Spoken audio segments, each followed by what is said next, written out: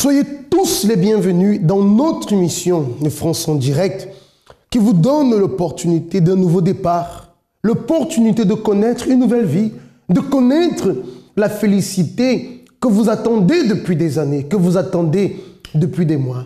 J'aimerais vous inviter à préparer votre verre d'eau. Nous allons faire la prière en fin d'émission en bénissant cette eau pour déterminer la bénédiction dans votre vie. Car trop de personnes aujourd'hui, à cause de la grande difficulté qu'elles affrontent, à cause des problèmes dans leur vie, ont fini par perdre confiance en elles. Pourquoi? Parce qu'elles ont essayé d'un côté, essayé d'un autre côté. Les choses n'ont pas marché. Elles pensent qu'elle ne sert à rien. Elles pensent qu'elle n'est bonne à rien. Qu'elle est bonne plutôt à la souffrance, au désespoir. Mais tout cela va changer. J'aimerais que vous puissiez voir en ce moment le témoignage de Gérald et de Jennifer. À tout de suite. Avant d'arriver au centre d'accueil universel, ma vie était complètement détruite. J'étais quelqu'un de triste, de dépressive, d'angoissée, j'avais beaucoup de peur et j'étais surtout quelqu'un qui n'avait pas du tout confiance en moi. Pourtant, j'avais toutes les choses matérielles en fait autour de moi. J'avais un travail, j'avais une famille unie, j'avais un petit ami, j'avais enfin toutes les choses matérielles où on peut se dire « Ah, c'est ça qu'il me faut ». Mais finalement, à l'intérieur de moi, j'étais vraiment complètement détruite et ces choses-là n'ont pas réussi à combler ce vide en fait ou ce manque que j'avais à l'intérieur de moi. J'étais quelqu'un de très timide et je vivais beaucoup d'apparence. J'ai commencé à me renfermer sur moi-même parce que je suis devenu parce qu'en fait mes parents sont divorcés. Du coup, je suis devenu rancunier par rapport à mon père. J'en voulais beaucoup à mes parents par rapport à cette situation. J'ai commencé à me détruire et ça a joué sur mon caractère. Jusqu'au jour où j'ai pu intégrer un centre de formation de football parce que je faisais du foot. Et quand je suis parti, j'ai décidé que voilà, ce que j'avais vécu avant, maintenant, il fallait que ça soit tout nouveau.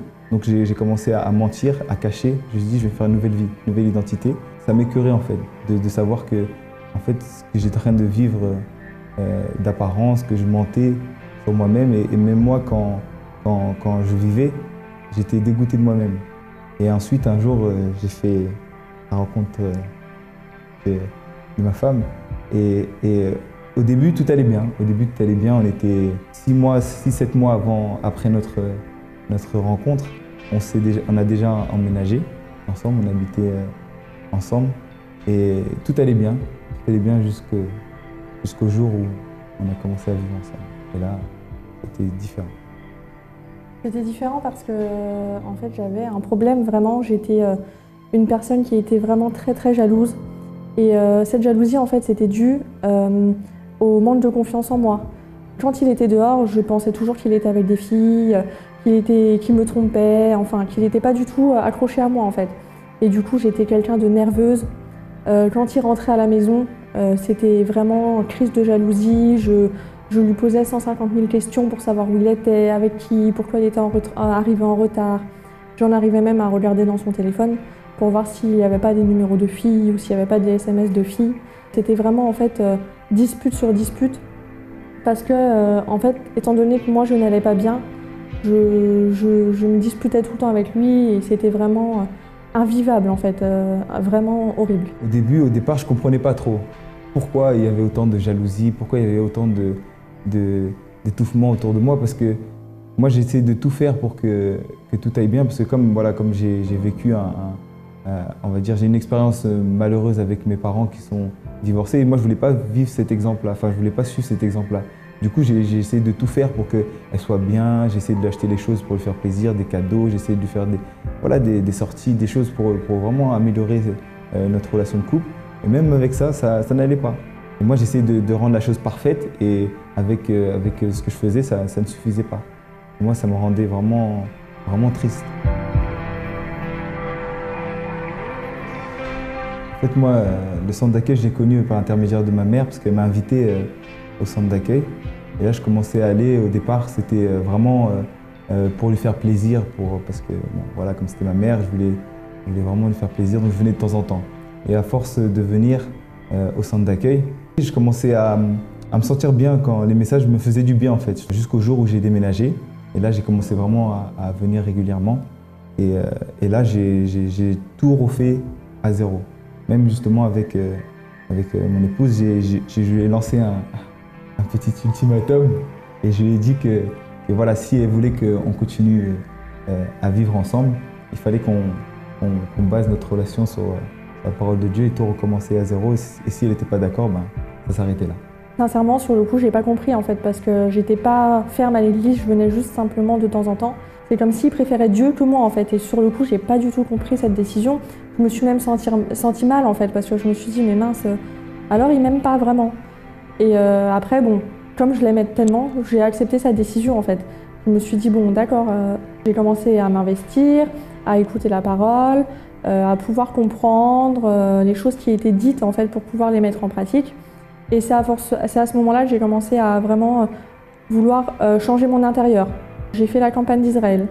La campagne d'Israël, c'est ça qui m'a permis de pouvoir évacuer tout le mal-être que j'avais à l'intérieur de moi. J'ai sacrifié mon tout sur l'autel et c'est vraiment ça qui a pu me faire du bien en fait et pu changer ma vie. J'ai vécu dans une situation où c'est que j'avais décidé de tout recommencer, donc changer de vie. Et du coup, j'ai sacrifié pour ça, pour avoir une vie transformée, une vie différente. Bien sûr, j'ai participé plusieurs fois à plusieurs campagnes et à chaque fois, la réponse a été bénéfique pour moi. Aujourd'hui, ma vie a été complètement transformée. J'ai plus du tout ce mal-être, j'ai plus du tout cette angoisse, j'ai plus du tout cette peur, j'ai surtout plus cette jalousie qui m'empêchait de vivre. J'ai pu gagner confiance en moi, ce qui a tout restauré dans ma vie en fait. Donc ça a déjà commencé par mon intérieur et maintenant j'ai plus du tout cette angoisse, j'ai plus du tout ces choses négatives en fait à l'intérieur de moi. Je suis vraiment très heureuse dans tous les domaines de ma vie et même dans ma vie sentimentale. Ouais, c'est exactement ça. Maintenant c'est le bonheur, on vit, on avance, dans la lutte, on surpasse encore toutes nos difficultés, on arrive même à se passer plus vite, on a moins de différents, on est unis justement dans tout ce qu'on fait, on a le même objectif. Par rapport à toutes les rancunes que j'avais passées, les complexes que j'avais, tout a disparu. Maintenant, je suis quelqu'un de libre. J'ai pu pardonner à mes parents aussi, c'était la chose qui me plaisait le plus. Maintenant, on a des relations qui sont excellentes. En fait, moi, le centre d'accueil, ça représente le début de ma vraie vie, en fait. Ça a été vraiment une école pour moi qui a pu m'apprendre à vivre. Et c'est ça qui a pu, à travers Dieu, changer ma vie. Lorsqu'une personne perd confiance en elle-même, il est très difficile de pouvoir faire face aux luttes qui viennent, aux difficultés qui viennent. Parce que la confiance en soi est nécessaire dans la bataille. La confiance en soi est nécessaire dans la lutte. D'ailleurs, avant même de dire à une personne de croire en Dieu, nous lui demandons toujours de croire en elle. Croire en Dieu est extrêmement important. Mais croire en nous-mêmes est aussi important parce que Dieu nous donne des directions. Mais si nous ne croyons pas en nous-mêmes, nous serons dans l'incapacité de pouvoir mettre en pratique ce qu'il nous demande. Mais lorsque nous croyons en nous-mêmes, nous croyons en Dieu, alors nous avons la certitude que ce que nous allons faire, nous sommes capables de le faire et que Dieu va nous honorer dans ce que nous allons faire. Tout à l'heure, en fin d'émission, d'ailleurs, nous allons prier pour tous ceux qui désirent retrouver la confiance en eux. Je vous invite en ce moment à voir une autre histoire véridique, le cas de Madame Julienne. Alors avant d'arriver au centre d'accueil, j'avais une vie complètement détruite parce qu'au niveau de la santé, c'était pas ça. J'avais une santé vraiment de plus mémorable parce que pendant des années, j'ai subi beaucoup d'opérations. J'ai été opérée du foie, je suis entrée à l'hôpital avec une douleur au niveau du cœur. Et les médecins ne trouvaient pas, les médecins ne trouvaient pas ce que j'avais. Donc, ils essayaient un peu tout. Au début, ça a été la fièvre jaune. Ils ont essayé de me traiter de la fièvre jaune, mais ce n'était pas ça. Après, ça a été la tuberculose. Ce n'était pas ça non plus. Et par l'essai de médicaments, j'ai développé un abcès au foie. Donc, après cet abcès, il a fallu opérer. Ça a été ma première opération. Et de là, après, je suis sortie de l'hôpital avec un traitement qui avait calmé un peu les douleurs, mais ce n'était pas ça parce que quelques mois plus tard, j'ai récidivé parce que comme je faisais beaucoup de sport, c'est par là que j'ai eu des problèmes parce que je me suis évanouie. Donc, je ne comprenais pas pourquoi et je suis retournée à l'hôpital. Et là, on a commencé à refaire des examens comme au début. Là, j'ai passé l'IRM. On n'a rien trouvé. C'est quand j'ai fait l'électrocardiogramme qu'on s'est rendu compte que, en fait, c'était une dilatation de l'aorte avec rupture d'anévrisme. Donc là, j'avais 15 jours. On m'a donné 15 jours de réflexion parce qu'il fallait opérer rapidement, sinon rupture d'anévrisme, c'est crise cardiaque direct. Donc au bout de 15 jours, il fallait décider. J'ai dit oui. Je suis passée sur la table d'opération.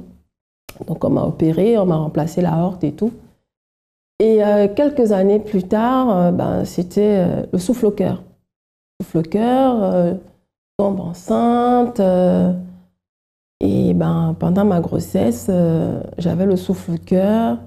Et les médecins me disaient, si vous ne pouvez pas accoucher normalement, donc il a fallu faire une césarienne.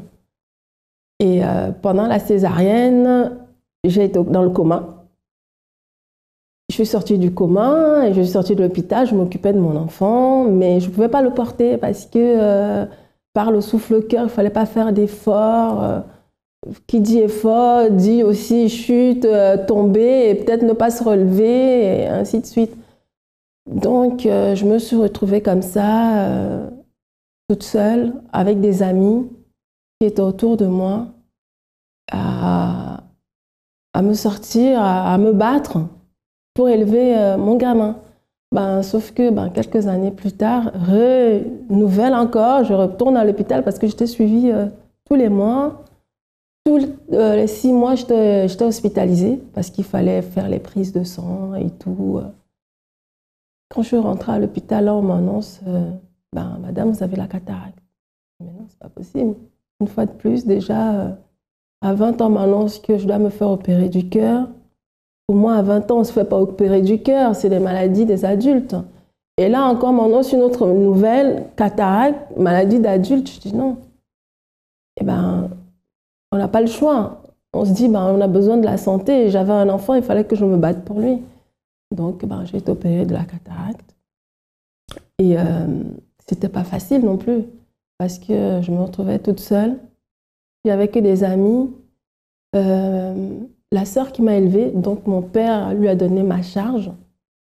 Elle n'était pas présente. J'avais pas la famille qui était présente. J'avais des problèmes de logement parce que l'appartement où je vivais, le propriétaire m'annonce qu'il veut le mettre en vente. Donc, je me retrouvais avec un enfant de 6 mois dans les bras à chercher un appart. Et à quelques mois, j'allais me retrouver dans la rue avec un enfant. Donc, faire quoi? J'ai été voir mon patron. Je lui ai demandé s'il pouvait se porter garant pour moi. Et j'ai trouvé, ça m'a étonnée d'ailleurs, il m'a dit oui. Donc, j'ai commencé à chercher l'appartement, mais ce n'était pas facile parce que je ne trouvais pas. Femme célibataire, touchant pas grand-chose avec un enfant, c'était du refus partout. Et je n'avais pas d'appartement. Et j'avais ma meilleure amie. Non, c'était ma meilleure amie, c'était ma sœur. En même temps, elle avait une sœur qui avait un appartement. Donc, sa grande sœur s'est proposée de me louer cet appartement. Et c'est comme ça que je me suis retrouvée dans une autre ville avec mon enfant dans les bras, à monter et descendre. C'était des heures interminables parce que je le laissais à l'autre bout. À 7 h du matin, je le récupérais à 21 h. En fait, je ne le voyais pas. C'était difficile, très, très difficile. Lorsqu'on écoute les différentes histoires, comme par exemple le cas de Madame Julienne, on peut imaginer dans quel état de souffrance elle pouvait se trouver, quel état de désespoir elle était en train de vivre. On peut même comprendre que peut-être elle était une personne qui avait déjà totalement perdu confiance en elle, tellement la situation était critique, tellement la situation était difficile. Mais vous voyez que lorsque la personne choisit de croire, lorsqu'elle choisit de mettre véritablement sa confiance en Dieu, Dieu n'abandonne personne. Dieu ne rejette pas ceux qui viennent à lui. C'est la raison pour laquelle nous vous appelons, nous vous invitons, parce que c'est une opportunité pour que vous puissiez changer véritablement votre vie. Aujourd'hui, mercredi d'ailleurs, nous allons prendre soin de votre intérieur et nous vous invitons à être avec nous pour pouvoir surmonter intérieurement tout ce que vous êtes en train de vivre. Voyons la suite de l'histoire de Madame Julienne. Alors, le centre d'accueil, je l'ai connu par rapport justement à ma meilleure amie dont j'ai parlé précédemment, qui a été invitée par une voisine. Et elle a été la première semaine. La deuxième semaine, elle m'a invitée, elle m'a dit, écoute, Julienne, il faut que tu viennes. Parce qu'elle allait dans des églises avant, à chaque fois elle m'invitait, je n'y allais pas. Et quand je suis venue la première fois, j'ai été touchée. Je ne sais pas, mais quelque chose m'a attirée. Donc, quand je suis arrivée, c'était un vendredi. Ça m'a attirée, mais en même temps, j'étais un peu sur mes réserves parce que je voyais les gens crier, ça tombait et tout. Mais ça ne m'a pas fait peur. Et on nous a donné le programme de l'église le lundi, le mardi, bon bref. Et moi, j'ai ciblé les jours que je voulais venir. Donc, après avoir ciblé ces jours, il y avait des propos, il fallait suivre des propos. Et le problème, c'est que c'était pas facile parce que c'était en plein hiver. Et je me rappelle, cet hiver était vraiment rude parce qu'il pleuvait, il neigeait. Et je venais à l'église, je récupérais mon fils à 19h. Peu importe le temps, j'étais à l'église. Des fois, j'arrivais à l'église, il pleuvait, j'étais trempée avec mon gosse sur la poussette. Les membres de l'église me regardaient. Moi, c'était pas ça, il fallait que je sois là parce que je sentais qu'il se passait quelque chose. Et puis, quelques mois plus tard, je suis arrivée au mois de septembre, quelques mois plus tard, le pasteur annonce la campagne d'Israël. Bon, moi, la campagne d'Israël, je ne connaissais pas. Hein. Il dit, voilà, il va faire ça, ça, ça. Ça veut dire jeûne, prière, sacrifice. Je me suis lancée, je me suis dit, je ne sais pas ce que c'est, mais je vais le faire. Donc, je venais, je faisais des propos, j'ai commencé à suivre la campagne, il fallait jeûner, il fallait prier. Bon, pour vous dire, je ne savais pas prier, hein, parce que j'ai fait les écoles catholiques, on vous apprend Notre Père, je vous salue Marie. Et donc moi, quand je suis arrivée au centre d'accueil, la seule prière que je savais, c'était « Merci Seigneur pour la journée d'aujourd'hui ». C'est tout ce que je faisais. Même quand j'étais malade, c'est ce que je faisais. Donc, j'ai mis tout ça en place. Les propos, la campagne. Quand la campagne est arrivée, je me suis donné à fond sur cette campagne parce que j'avais un problème, il fallait résoudre ce problème. C'était le problème de santé, il fallait vraiment le résoudre. Donc, au moment de sacrifier, ce n'était pas facile non plus. Parce qu'après le jeûne, les prières, je faisais des allers-retours. J'avais perdu 7 kilos parce que je passais mon temps à courir entre le travail, récupérer mon fils, l'église et tout. Je voulais quelque chose, je voulais un résultat. Et pour moi, c'était aussi un sacrifice parce que même s'il pleuvait, même s'il neigeait, il fallait que je sois là pendant les prières. Et pendant la campagne, il a fallu sacrifier, j'ai pris l'enveloppe. Après, j'ai dit, c'est pas grave, je le fais. Et puis on verra ce qui va se passer.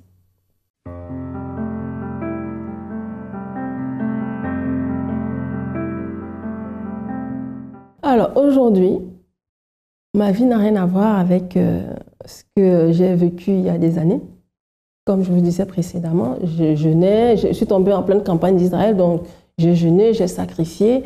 Et sur mon sacrifice, en fait, c'est parce que avec mes problèmes de santé, je devais me faire réopérer pour la deuxième fois du cœur, c'est-à-dire du cœur ouvert. Et donc, c'est pour ça que je dis, je me suis donnée à fond et ça a payé. Dieu a répondu à mes prières et à mes sacrifices. Donc, je suis retournée à l'hôpital quelques mois après, faire l'IRM, parce que tous les 6 mois, je devais faire l'IRM. Et quand je vais voir le cardiologue me dit, non, vous n'avez pas rendez-vous. Mais si, j'ai rendez-vous, j'ai appelé, j'ai le papier, il me dit non. Pourquoi vous venez? Parce que j'avais un souffle au cœur, je devais être réopérée du cœur parce que la transplantation de la aorte, il y avait des trous, donc il fallait le remplacer. Et je vais passer justement l'IRM et l'électrocardiogramme. Il me dit, il n'y a rien, il n'y a pas de trou, il n'y a plus de souffle au cœur. Et là, j'ai dit, gloire à Dieu, ça a payé alors ce que j'ai fait. C'est vrai, c'est vraiment vrai. Ce qu'on me disait, ce que les pasteurs me disaient, appliquer. Il suffit juste d'appliquer, de mettre sa foi et vous serez guéri. Et c'est ce que j'ai fait. Je me suis dit, tiens, j'ai mis ma foi en œuvre, pratiqué et j'ai été guérie. Et là, la vie était magnifique en fait. Parce que même si je vivais, mais je me voyais vivre. J'étais vivante, j'étais heureuse. J'avais plus de problèmes de santé, je pouvais faire tout ce que je voulais. Même financièrement, ça allait parce que j'avais trouvé un appartement, l'appartement que la sœur de ma copine me louait, je ne le louais plus. J'ai réussi à acheter un appartement, donc je vivais avec mon fils. La vie était belle. C'est pas pour autant que j'ai baissé les bras, hein, parce que, pour vous dire, chaque campagne, peu importe les campagnes, que ce soit la campagne Daniel, campagne d'Israël, je participe, les propos, je continue à les faire parce que je veux plus. Je veux aussi montrer la gloire de Dieu dans ma vie. Parce que maintenant, les gens, quand ils me voient, ils me disent, mais c'est plus toi, c'est pas possible. Je dis, si. Il y a des amis que j'avais perdu de vue. Une fois, ils sont présentés dernièrement à mon travail. Ils n'en revenaient pas. Ils disaient, mais c'est pas toi. Je dis, bah si, c'est moi. Mais t'as pas pris une ride. J'ai dit, bah, si tu savais, il se passe beaucoup de choses dans ma vie. Et je ne sais pas comment t'expliquer, parce que même si je les explique, ils ne comprendraient pas, parce qu'ils sont athées. Même quand je dis à quelqu'un, bah, je vais à l'église, tu vas tout le temps. Je dis, bah, c'est le sacrifice, en fait. C'est Dieu. Si tu marches avec Dieu, tout va dans ta vie. Moi, c'est ça. Donc, j'ai Dieu dans ma vie. Et je suis heureuse dans la vie parce que récemment, l'année dernière, le 31 décembre 2014, j'avais dit à Dieu, je voulais être aussi heureuse dans ma vie sentimentale. Il a fait. Il m'a donné un homme, mais je lui ai dit, tu m'as donné un homme. Là, on arrive à la fin de l'année. Maintenant, ce n'est plus un homme que je veux, c'est un mari. Donc, il va falloir que tu fasses tout pour que ma vie glorifie ton nom. Je ne veux pas me contenter d'un homme dans ma vie. Je veux un mari. Donc, d'où aussi maintenant, je vais à la thérapie de l'amour, suivre aussi tout ça pour que, il ajuste aussi dans ma vie sentimentale. Maintenant, j'ai la santé, j'ai la paix du cœur, j'ai la paix de l'âme, j'ai le Saint-Esprit, je suis heureuse. Donc, maintenant, le surplus qui me manque, c'est être heureuse dans la vie de couple. Le centre d'accueil pour moi représente la vie, l'espoir, la foi, la joie. On ne va pas au centre d'accueil juste pour y aller. Quand on va au centre d'accueil et qu'on écoute bien ce qu'on vous dit de faire et que vous appliquez tout ce qu'on vous dit de faire, eh bien, il y a des résultats. Dieu agit dans votre vie. Moi, je le dis parce que Dieu a agi dans ma vie. Si on m'avait vu il y a 5 ans, 5-6 ans, et comme vous voyez maintenant, c'est une autre personne. Je suis une autre personne. Prenez en ce moment votre verre d'eau et nous allons prier pour vous tous. Et surtout vous qui avez perdu confiance en vous, pour que Dieu vous aide à retrouver confiance. Prions. Mon Dieu, au nom de Jésus-Christ, j'ai béni toutes ces personnes en ton nom. Des personnes, mon Dieu, qui ont tellement lutté, qui se sont tellement battues, mais qui n'ont eu que des échecs, des réponses négatives. Et à cause de cela, elles ont fini par perdre confiance en elles, pensant qu'elles n'étaient plus capables de réussir, pensant qu'elles n'étaient pas capables de faire quoi que ce soit de bien pour leur vie. Mon Dieu, bénis cette eau contenue dans ce verre qu'elle tient en ce moment. Et lorsqu'elle boira, agis dans son intérieur pour retirer cette négativité et qu'elle reçoive la force de croire en elle, de lutter, de croire dans ta promesse et d'être bénie. Amen. Buvez de cette eau. Et à partir d'aujourd'hui, recevez ce changement à l'intérieur de vous. Ayez cette confiance en vous. Dieu est avec vous. Rendez-vous alors aujourd'hui même dans l'un de nos centres d'accueil pour pouvoir continuer à recevoir cette aide. Que Dieu vous bénisse et à bientôt. J'étais une personne très rebelle. Je ne supportais pas l'autorité. Très insolente, vulgaire, très vulgaire dans ma façon de parler. C'est vrai? Je disais énormément de gros mots. J'avais peur de personne. J'étais remplie de haine, de rancœur. J'avais des envies de meurtre également, parce que j'ai perdu mon grand frère d'une certaine façon, et donc du coup, je voulais le venger. J'avais 17 ans, moi, plutôt. Et donc, à partir de ce moment-là, il y a eu la période de deuil, mais après, pour ressortir du deuil, en fait, je ressortais du deuil avec de la mauvaise façon, avec toute la haine à l'intérieur de moi. Autant avec les gens que je connaissais bien, qui m'étaient proches, je parlais, je rigolais, tout allait bien. Mais parfois, dès que je rentrais chez moi, je suis toujours dans ma chambre, toujours enfermée dans ma chambre. Et même quand mes parents me parlaient, il voulait me corriger ou quoi qu'est-ce, je supportais pas. Je me fâchais beaucoup avec ma mère, énormément. Mon père, c'était plus tempéré, mais avec ma mère, c'était des échanges de voix, de mots. J'avais vraiment pas peur. Même au travail, avec mon patron, je pouvais, en pleine réunion, entretien, je pouvais me lever, partir, claquer la porte. Sans aucun problème, sans aucun remords. Et je revenais travailler le lendemain matin, sans aucun problème également. Mais qu'est-ce que vous a amené à agir comme ça? La colère, l'amertume, la rancune. J'étais en colère, en fait. Vous étiez malheureuse? Malheureuse aussi intérieurement. Parce qu'on peut sourire, on peut rigoler, on peut s'amuser quand on est à l'extérieur, montrer une apparence, en fait, et à l'intérieur ne pas du tout aller bien. Quand je voulais sortir en soirée, ce genre de choses, j'avais une tenue assez provocante. Je ne laissais pas forcément tout le monde m'approcher, mais dans mon apparence, les personnes pouvaient penser qu'elles pouvaient m'approcher facilement, aisément. Même si dans mon tempérament, derrière, j'avais un tempérament de feu. Je suis née dans un berceau chrétien, mais aller à l'église tous les dimanches, ça ne suffit pas. J'aimais louer, j'aimais chanter, tout ça, ok, oui. Mais en dehors de tout ça, tout le reste de la semaine, je faisais des choses qui étaient erronées. Donc ça n'a pas servi à grand-chose. Ça m'a maintenue dans certaines attitudes, mais pas réellement, en fait. Parce que je faisais ce qui n'était pas bien aux yeux de Dieu. Et même envers mes parents. Mes parents ont commencé à venir au centre d'accueil. Papa, maman? Papa, maman. J'étais un peu hésitante, j'entendais la parole, ok. Je voyais que c'était vraiment différent, mais j'acceptais pas tout de suite. Je me disais, mais il dit quoi, le pasteur? Parce qu'en même temps, je venais au centre d'accueil, et j'allais aussi dans mon autre église. Donc du coup, j'étais divisée. Je gardais l'autre église par les sentiments parce que j'aimais beaucoup. J'ai grandi là-bas, donc j'aimais beaucoup les gens qui étaient là-bas. Et je me disais non, je peux pas partir, tout ça. Et puis après, j'ai vraiment pris la décision de me dire non, il faut que j'avance spirituellement, il faut que je me libère de tout ce que j'ai à l'intérieur de moi. Je croyais être baptisée du Saint-Esprit, mais c'était un esprit trompeur, bien entendu. Parce que j'avais un copain, donc je pratiquais les choses qu'il ne fallait pas pratiquer. Et en même temps, je disais j'avais le Saint-Esprit, donc j'arrivais le dimanche, je demandais pardon. Mais après, dans la semaine, je recommençais, après je redemandais encore pardon. Et il y a eu une prière de délivrance, j'ai manifesté. Et je sentais l'ouvrière être en train de prier pour moi. À la fin, elle m'a dit, faut qu'on se parle. Et elle m'a pris un entretien pour m'expliquer justement si je pensais que j'allais bien. Je lui ai dit oui, je vais très bien. Et après, elle m'a donné son témoignage justement, qu'elle aussi, auparavant, elle avait un esprit trompeur. Elle m'a expliqué ce que ça voulait dire, parce qu'au départ, je ne savais pas.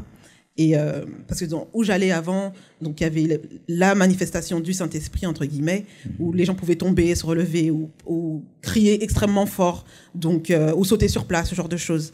Et donc, du coup, à partir de là, elle m'a conseillé véritablement de faire mes chaînes de délivrance, de ne pas abandonner. Et donc, j'ai commencé à faire les chaînes le vendredi, et je venais également le dimanche, parce que je voulais à tout prix me débarrasser de ce mal qu'il y avait à l'intérieur, toute la haine, toute la rancœur, la noirceur en fait qu'il y avait dans mon cœur. Et j'ai vraiment pas voulu abandonner. Il y a eu les ouvriers, les ouvrières, le pasteur également qui m'exhortait, qui me disait de pas laisser tomber.